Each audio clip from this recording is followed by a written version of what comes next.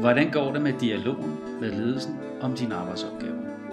Hvordan går det med din tid til forberedelse? Hvordan går det med opgavefordelingen på din arbejdsplads? Er den retfærdig? Med at løse kerneopgaver.